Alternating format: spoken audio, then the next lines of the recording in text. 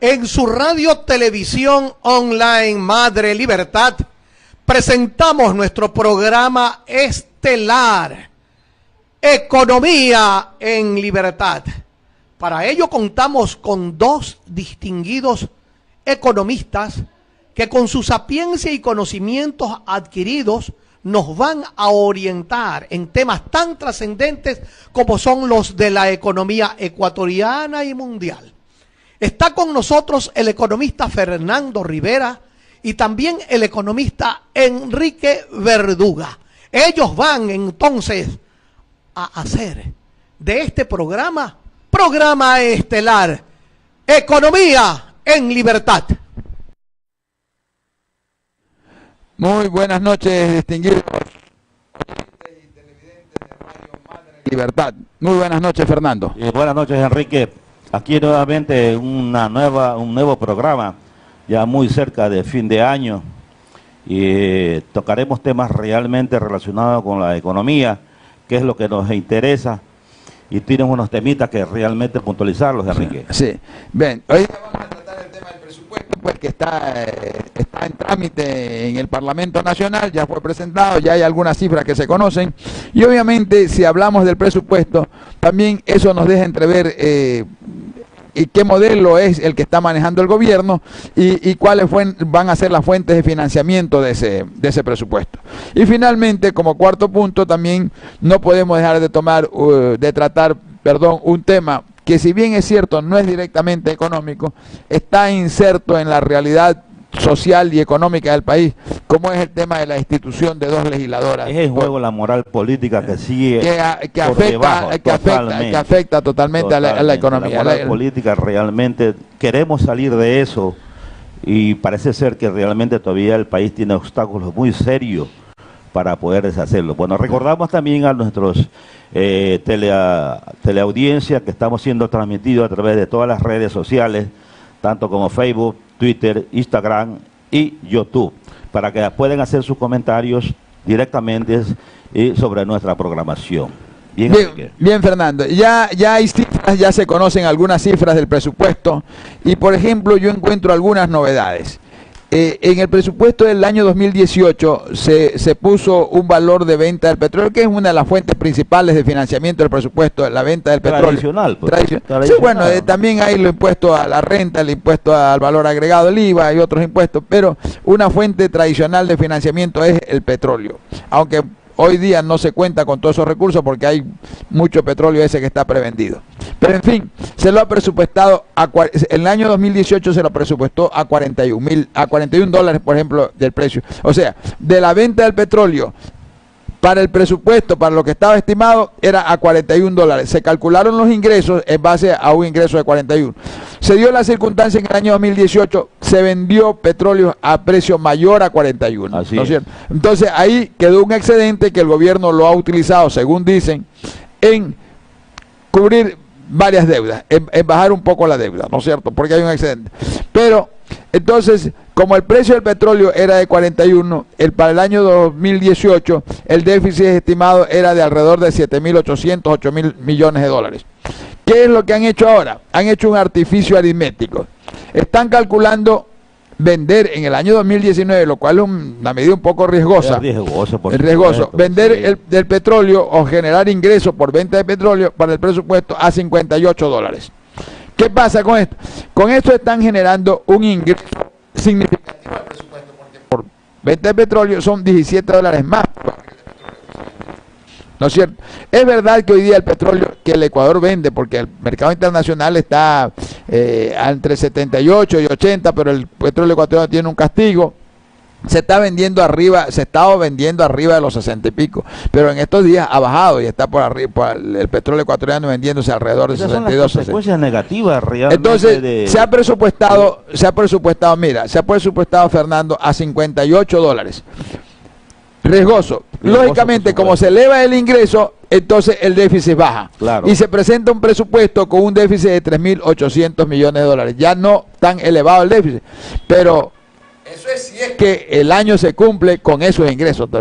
¿Qué te parece, Fernando? Y repercuten en el subsidio, porque realmente el petróleo, como está alto, el subsidio también pasa a costar más. También sube. Es decir, El subsidio a los combustibles se eleva a 4.200 millones de dólares. Entonces, ¿de qué vale haber eliminado el subsidio si realmente vamos a enfrentarnos a un precio del petróleo también alto, que implica como materia prima básica para la elaboración de los diésel, de la gasolina, el precio del petróleo? Entonces, realmente no sé el gobierno a qué está jugando. Aritméticamente quizás puede darle como fórmula una razón, aritméticamente, pero dentro de lo que se llama el contexto económico, el manejo en sí no está siendo tan creíble. Y eso es el riesgo que se corre de que realmente en este vaivén en que el precio del petróleo sube o baja, el presupuesto también tiene que afectarse enormemente. Ahora, vamos por el rubro de los ingresos, por el rubro de la reducción que el gobierno ha hecho. En las universidades le ha bajado casi 145 millones, drásticamente ha bajado, correctamente, pero primero dijo que no iba a tocar absolutamente nada de lo que es policía, educación, pero salud, educación, seguridad, salud y educación. Pero ahí la está tocando, la está bajando enormemente y está, sin lugar a duda, afectando también a los beneficios que el gobierno está otorgando a la gente, que como la jubilación también juega muy importante. Se está reduciendo también el rubro del fondo del bono. Entonces, Enrique, me parece a mí que el gobierno está jugando a base de muchas expectativas y eso es peligroso para una economía. Un dato curioso, Fernando. El déficit presupuestado en función de ese ingreso supuesto de petróleo a 58 que se venda durante todo, pero aún así con ese hay un déficit de 3.800 millones de dólares y hay un subsidio de 4.200 millones. Prácticamente el déficit es por los subsidios. Es por los subsidios, claro. Entonces, mira tú, si se eliminaran, lo cual es un poco difícil, seguro, porque si se eliminara ese subsidio, el déficit prácticamente desaparecería. Desaparecería totalmente. No. Y ese es el riesgo. Entonces, ¿qué es lo que está dándonos a conocer el gobierno? No solamente al pueblo ecuatoriano, porque todo el mundo sabe que realmente la situación económica es bastante delicada del gobierno, pero en algún momento tendría que sincerarse las cifras. Yo creo que el gobierno no está sincerando las cifras como una expectativa para crear confianza a nivel de inversionistas extranjeros, que es la expectativa que también tiene el gobierno, de decir que van a venir 998 millones por 80 empresas que van a invertir. Eso son expectativas, pero la economía no puede basarse en eso. La confianza es la base fundamental, generar confianza es la base fundamental de una economía para que la gente ponga a invertir. Inversionistas nacionales no quieren invertir, inclusive. Ni nacionales ni extranjeros. Entonces, ¿a qué está jugando el gobierno? Entonces, ahí volvemos a tocar, porque en algún momento vamos a hablar acerca del plan económico. Este plan económico que realmente todavía no se le ve la cara. Pero bueno, sigamos con los datos interesantes del presupuesto. Sigamos analizándolo, por supuesto. Al subir los ingresos por un cálculo presuntivo de venta de petróleo de lo que le queda al Estado a 58 dólares, ojalá que no se baje, entonces tendríamos un déficit de 3.800 millones de dólares. Pero estamos subsidiando los combustibles en 4.200 millones de dólares. Entonces, ¿qué es lo que sucede, Fernando?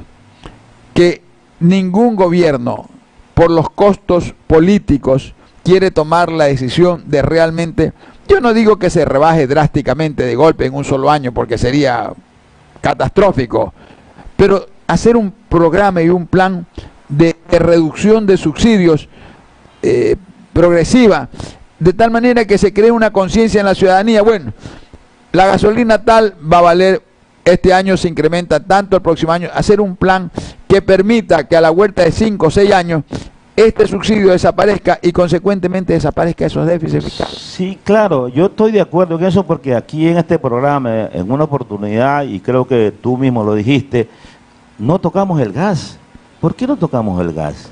Si el gas realmente es el mayor consumidor del pueblo, y los valores a que se vende el cilindro de gas son bastante bajísimos, realmente demasiado bajos.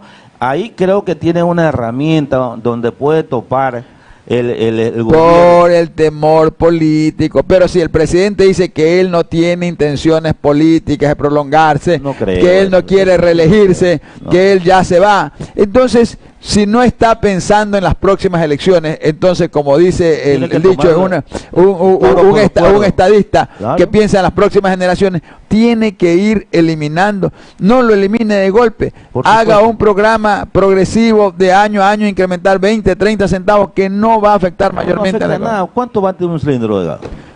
Bueno, el precio oficial es 1.60 y a nadie se lo venden a 1.60. A nadie se lo Ninguna- venden. Cualquier persona lo compra, inclusive te lo 2.50. suben a la casa, te lo conectan a 2.50 2.50 y $3. y $3. Un Y poquito en la periferia, en las ciudadelas, en los barrios. Y la gente Lo paga. Lo paga, porque realmente tiene la facilidad, porque es un precio sumamente barato. Es menos que el valor de un almuerzo. Y ese subsidio afecta, porque por la fuga del gas estamos subsidiando también a las fronteras. A la frontera. Pero yo he oído decir que el ministro de Finanzas, y siempre esta es una muletilla que ya nos cansa, dice, no, que estamos subsidiando a los que tienen piscina.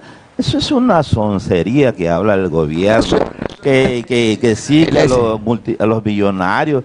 Eso ya la gente no come cuento. Esa es una de las cosas que realmente tenemos que decirle a toda nuestra teleaudiencia. Ya nosotros estamos cansados de ver la demagogia política que se ensaya a través de los voceros oficiales de los gobiernos, tanto estos ministros de economía que son jóvenes e inexpertos en política, quizás conozcan un poco de economía, sí, pero que saben que sin lugar a duda el déficit del gobierno no puede seguir en esos niveles, ni creando artificios como aquí hemos demostrado, para poder demostrar que el déficit sigue bajando.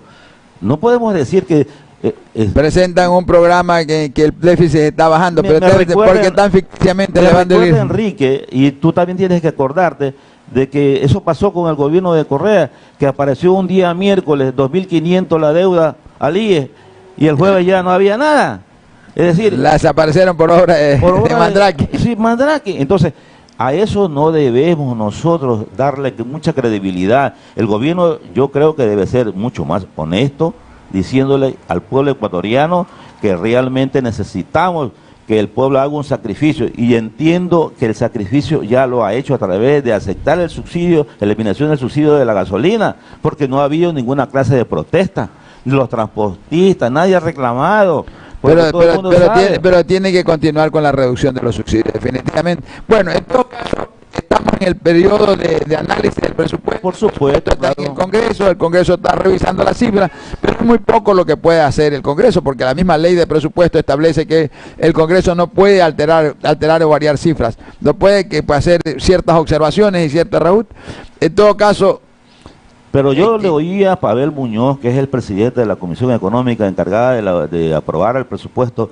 Me parece que ese es un correcto. Ahí han hecho otro artificio. Han hecho otro artificio porque legalmente a quien le correspondía analizar el presupuesto de la Comisión de Presupuesto, Así que la preside Pavel Muñoz, que como es correísta, pero han creado una ficción jurídica, en este caso sería jurídica, para quitarle a esa comisión el análisis y la han mandado a otra comisión, una comisión creada, el presupuesto. Pero ya no dejan de ser opositores al presupuesto, porque realmente lo cuestionan en los beneficios sociales que genera, en la misma tradición en la cual ellos criticaban, se refiere a Lenin, que realmente criticaba lo que hacía anteriormente Correa, y están cayendo en lo mismo. Es decir, hay una oposición férrea en el Congreso para aprobar este presupuesto. Pero el presupuesto dice la ley que tiene que aprobarse. Va a tener que aprobarse, lo van a aprobar, y pequeñas modificaciones y cambios, pero esperemos ver qué observaciones hay en el Congreso. La próxima semana tendremos ya algunas, porque es un mes que tienen nada más para aprobarlo, apenas ya llevamos 30 días. Y si pasa el tiempo, pues entra por el Ministerio de la Ley y se sale aprobado. De hecho, el gobierno está confiado en eso, el gobierno está confiado totalmente en eso, pero realmente nosotros tenemos que decirle a toda nuestra audiencia que realmente la parte medular del presupuesto tiene que ser elaborado en base a la honestidad y a la moral política que pregona tanto el gobierno, para que sea creíble, no solamente para nosotros, sino que sea creíble para el inversionista extranjero, porque está en juego la moral política y se cuestiona mucho. Yo he oído muchos corrillos de redes sociales de que realmente el gobierno no está gozando de mucha credibilidad, porque parece ser que realmente juega, ya el pueblo se va dando cuenta paulatinamente, a que estoy sentado y que pase el tiempo y me voy porque me voy. Pero entonces, ¿y qué pasa con la economía? Que es la parte vital sobre la cual descansa el desarrollo económico. Sigue basándose en los préstamos. Ya se va el presidente ahorita a China. Ya vamos a analizar eso. Mira que se va a China a buscar un préstamo de más de $1.000 millones más. Que la contradice. Mira, todo eso se enmarca. El presupuesto, que es el instrumento de la política económica, se enmarca dentro de un modelo. ¿Y cuál es el modelo de este gobierno? No hay modelo económico. No hay modelo. No se ve un programa. Un modelo heterodoxo que no se lo entiende. Es que no hay, se va actuando en función de las circunstancias, tapando los huecos que se van presentando. No hay un programa, no hay un plan, no hay nada que digamos que sea un modelo económico a seguir. Y al mismo el economista Richard Martínez, que criticó tanto al crédito originado de la China, se va a la China a seguir prestando dinero. Es decir, ¿y cuál es el motivo? Y eso aquí lo hemos repetido, Enrique, que no quieren ir al fondo. ¿Por qué no van al fondo? Si todos los economistas que realmente entienden un poco de economía y que pueden darle luz al pueblo ecuatoriano, decirle, ¿por qué el Ecuador no va al Fondo Monetario? ¿Por qué no va al Banco Mundial? Yo no sé esa resistencia que hay de parte del gobierno. Por de no el estigma que se creó durante los últimos 10 años de que ver al Fondo Monetario como el cuco. El Fondo Monetario no es ningún cuco. El fondo es una entidad financiera sostenida por todos los países, porque el Ecuador es miembro y signatario, para prestar, pero el fondo es responsable de dineros ajenos. Entonces lo único que te dice es, ok señor, ¿cuánto quiere que le preste? ¿En qué lo va a invertir? ¿En qué lo va a utilizar? ¿Y cómo me va a pagar? Seguro. Entonces el gobierno para firmar tiene que adquirir compromisos. Y ahí tiene que ajustarse estrictamente. Esos compromisos tienen que ser creíbles, pues no es que le va a decir al Fondo Monetario, no, es que me voy a sacar la lotería y con eso le pago. No. Tiene que presentarle un programa. No puede jugar con las cifras porque realmente son organismos muy serios y que si es un salvataje. No estamos como Argentina, por supuesto, no estamos como Argentina, pero en esta economía tan pequeña estamos enredados en que el déficit es 8, es 4, es 5 o 3. No sé en qué vamos a parar. Bueno, en todo caso, sigue durante las próximas 2 semanas el análisis del presupuesto. Vamos a seguir observando, vamos a seguir revisando, viendo qué observaciones o qué modificaciones. Y a todos nuestros oyentes, las inquietudes que tenemos acerca de la evolución y eso lo haremos a través de nuestro programa que se ve en todas las redes sociales. En todas las redes sociales usted lo puede ver tranquilamente a través de Facebook, Twitter, Instagram y YouTube. Y hasta tanto, vamos a una pausa comercial. Vamos a una pausa comercial.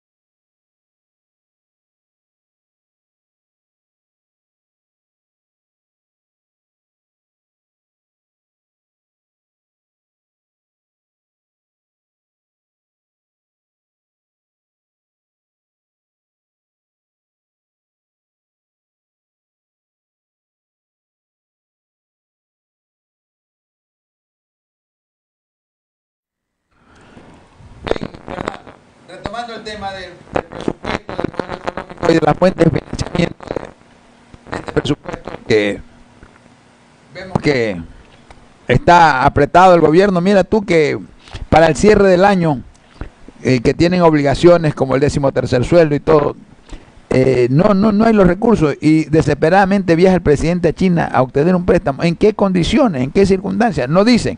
No dicen. Y eso es lo realmente, bueno, la gente ya más o menos ya percibe qué tipo de tasa pueden cobrar, porque es un apuro financiero que tiene que cumplirlo, porque las obligaciones hasta fines de años no pueden ser postergadas, porque vamos a decirle al servidor público le pagamos el 13º en enero, eso es imposible, tiene que ser eso ya. Entonces, pero el ministro de Martínez está viajando, creo, junto al presidente, claro, van a firmar un crédito. Van a firmar un crédito en las condiciones que le exige China, porque no es el Ecuador el que exige, sino China es la que realmente el prestamista pone las condiciones. Y todos sabemos qué tipo de condiciones impone China cuando realmente ven a estos países apurados para necesidades financieras de todo su sector. Y vuelve la pregunta, ¿y por qué no van al fondo? Y vuelve lo mismo que estamos hablando aquí, realmente ya como que nos estamos cansando de repetir, y esto también creo que otros analistas lo dicen. ¿Por qué el gobierno no acude al fondo? Y te aseguro, Fernando, y te lo aseguro, y lo dejo aquí sentado, y revisaríamos este programa que queda grabado después de unos cuantos meses, que finalmente terminaremos yendo al fondo, porque va a llegar un momento en que ya nadie le quiera prestarle Ecuador. Y por una razón muy sencilla, estamos tan endeudados, a tan elevadas tasas de interés, con una calificación de riesgo país que cada día crece, con una eventualidad 600 con una eventualidad de depender de un albur del precio del petróleo que sube o que baja, que son circunstancias externas a la economía ecuatoriana las que dependen de eso, circunstancias mundiales, y que en un momento puede riesgosamente bajarse ese precio y el Ecuador se queda... Mira, yo no quiero ser pitonizo, Enrique, pero estamos hablando de economía sin lugar a duda, y entra en juego la política, pero a mí me da la impresión de que el gobierno está jugando un poco a los plazos. Es decir, yo creo que está dejando correr, esto va a seguir pasando, y creo que el próximo gobierno lo dejará quizás un poco conversado o avanzado el compromiso con el fondo, y será el nuevo gobierno el que tendrá que asumir ya definitivamente el compromiso. Yo no creo, Fernando, ahí bueno, discrepo contigo, porque saben que faltan más de 2 años de este gobierno, y yo no creo que la pero la circunstancia del déficit presupuestario, tanto el tiempo que mira que ya lleva más de la mitad el no, llévame un año, recién cumple 2 años. 2 años, pues, pero falta año y medio, un año y medio. 2 años que viene prácticamente a ser el 50% de su gestión como presidente, para poder robar a mí lo que él decía. Naturalmente lo decía. Esa es la intención del gobierno, Fernando, pero están dependiendo de qué pasa con el precio del petróleo. La mesa no estaba servida. A mí me da la impresión de que la mesa no era de madera, sino inflable, porque ahora prácticamente se está volviendo a inflar de pronto y se desinfla por el peso del petróleo. Pero ¿hasta cuándo la gente va a esperar que realmente el gobierno tome una decisión definitiva para que de una vez por todas estructure un nivel de deuda que le permita pagar? Porque sin lugar a duda así no puede andar la economía. ¿Qué pasa con el inversionista extranjero, Enrique? Un país que lo ve que está endeudado, que en los próximos 2 años tiene que pagar miles de millones de dólares que titubea para ir a un organismo mundial. Y se pregunta un inversionista, ¿por qué no va? ¿Qué es lo que le impide? ¿Cuáles son los motivos por los cuales el gobierno no toma esa decisión? Eso el inversionista naturalmente lo analiza. Hay otra circunstancia, Fernando, que relacionada con esto, eso en la orden económico, al fondo, y otra circunstancia, en la parte moral, en la parte política, el gobierno ofreció para la reconstrucción moral de este país, pedir a Naciones Unidas el apoyo para una comisión de veeduría o de fiscalización.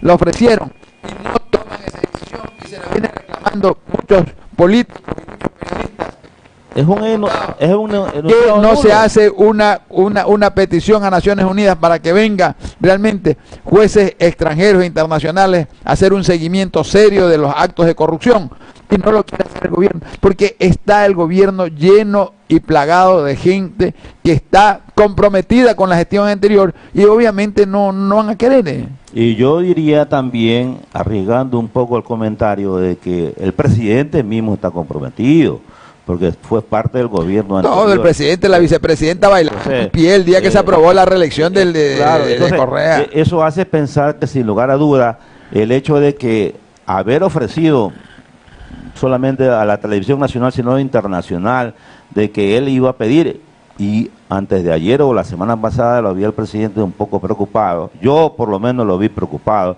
decir, bueno, si la corrupción, denúnciala a cualquiera. Denúnciala a cualquiera, eso no es el caso. Entonces no es el caso, pues. No.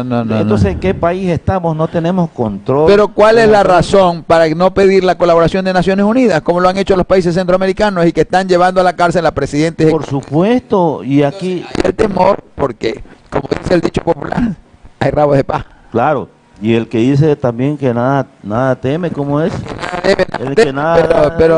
Pero parece que hay temor. Hay temor, entonces eso es un riesgo que los analizan los inversionistas. Entonces los inversionistas analizan. En la parte económica no hay un programa económico, no se quiere comprometer a presentar un programa económico que sería yendo al Fondo Monetario. En la parte política, en la parte moral, no se quiere, a sabiendas de la gran corrupción que ha habido en los últimos años, no se quiere pedir el apoyo de Naciones Unidas para una investigación seria e imparcial.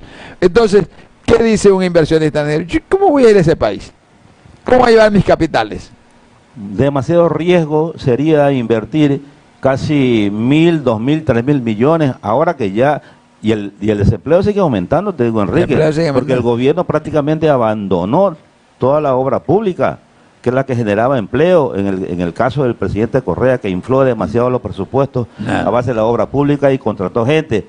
Ahora le toca a él asumir la responsabilidad que, aunque le ha trasladado al sector privado, el sector privado también es renuente, no solamente nacional, sino extranjero, a invertir con un capital de riesgo en un país donde el nivel de desempleo también ni siquiera el mismo gobierno genera. Esperemos ver en todo caso qué pasa con este préstamo, este crédito. Le salva, como se dice comúnmente en el argot popular, le salva el bache de aquí hasta diciembre, pero viene el próximo año y sigue el problema del déficit. Es bastante complicado, sin lugar a duda, la situación por la que está pasando este gobierno y las decisiones que está tomando, que no nos parecen muy acertadas, y eso lo decimos con toda honestidad en esta programación, porque estamos convencidos de que el anhelo del pueblo ecuatoriano es precisamente ese, de que ver un despegue económico, ver una economía que se dinamice. Mira, ya estamos cerca aquí nosotros domésticamente dentro de la Navidad, pero no vemos movimiento, vemos movimiento como otros años lo hemos visto, todavía estamos vivos y conscientes. Realmente eso significa de que el inversionista nacional todavía está un poco quedado, porque no hay el consumo interno ha bajado. Muchos de los representantes de las cámaras hablan acerca de que los aranceles no han sido tocados, siguen los mismos aranceles, a pesar de que se prometió la reducción. El impuesto a la salida de capitales, que no es a la salida, sino al ingreso. Y el impuesto a la renta, el anticipo, que tampoco lo ha tocado. Es decir, esas cosas realmente ellos esperaban para poder importar y vender, pero no hay, pues. No hay. Y el dinero, que es el que está la situación económica del país está muy ligada a la situación política y a la moral. Y mira tú, y llegando al tema de la moral, vamos a tratar el último tema, que es la moral de los parlamentarios. Dios santo, qué bárbaro.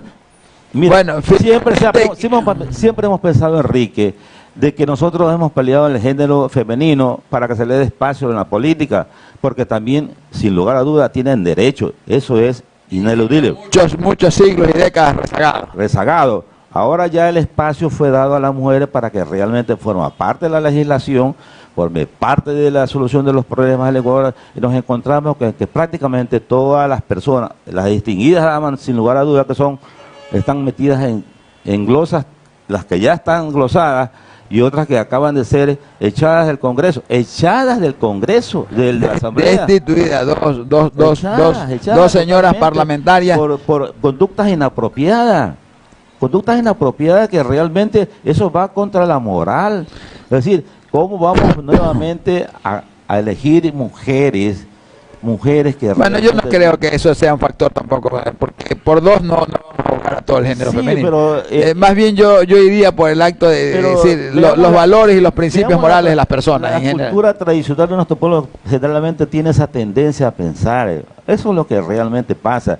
Quizás nosotros no, porque sabemos que realmente dos personas no van a hacer representar un conglomerado de personas. Lo digamos. lamentable de todo esto es que por lo menos a dos se sancionaron, porque no son las únicas. No. Es decir, parece que era una práctica muy común y como lo dejaron entrever, como se dice comúnmente, sangrando por la herida de muchas instancias, las diputadas dijeron que ellas no eran las únicas, y es verdad, no eran las únicas. Sí, pero no dijeron realmente lo que decía. Yo conozco que esto es un ardid, le escuché decir a una de esas damas, es decir, yo conozco quiénes están metidos, pero no lo dicen. No lo dicen. O sea, ese es el juego del chantaje, pues. El chantaje verbal que se da, que sin lugar a dudas, no solamente en esta asamblea o en este congreso, en este Ecuador, sino que en todas partes se da, sin lugar a dudas que sí es. Pero nosotros no queremos que realmente sean esos representantes los que moralmente nos representen. Este país está en crisis, Enrique, está en crisis. Y la crisis moral es la que nos ha dejado 10 años totalmente en bancarrota. En todo caso, lo cierto es que se sancionaron a dos legisladoras, que esa sanción, sí, no limpia la imagen del Congreso, no la limpia, pero en algo da una señal de que pudiera ser que sirva para que, por lo menos en este tipo de trafacías, de pedirle participación en los sueldos de sus asistentes, sus asesores, de sus secretarias, no vayan a incurrir nuevamente, porque esa es la razón de la ley, de ser sancionar. El delito es sancionarlo para que otros ya no lo cometan, ejemplarizar. O sea, el delito realmente ya está hecho, pero la sanción tiene que venir después del delito. Sí, claro, el fondo moral. ¿Qué es el fondo moral? El fondo moral significa de que alguien que pelea un escaño en una asamblea, en un congreso, es para defender los intereses de la patria. Ese es el fondo moral que nosotros reclamamos. No lo Quizás eso a ella a cada una o a la que está encargada de eso le signifique 200, 300, 400 o 500 mil dólares, pero ese no es lo que realmente plantearon al pueblo para que las elija a estas personas, porque la moral debe ser que ellos vayan a pelear por los intereses del país. Este país, como yo te dije, sin lugar a duda, está moralmente bajo y viene de un bache bastante grande. Y sigue. Y seguimos. Bueno, ¿bien? En todo caso, estamos llegando al Seguro final de que este bonito. programa y nos despedimos hasta el próximo miércoles, esperando los comentarios a través. Claro, seguramente ustedes nos estarán viendo permanentemente de noche en las redes sociales a través de Facebook, Twitter, Instagram y YouTube. Nos hagan llegar sus comentarios, no tengan temor, aquí estamos nosotros para servirles y haremos de cada programa económico un programa con ayuda de orientación para la ciudadanía. Buenas noches, Enrique. Buenas noches con todos.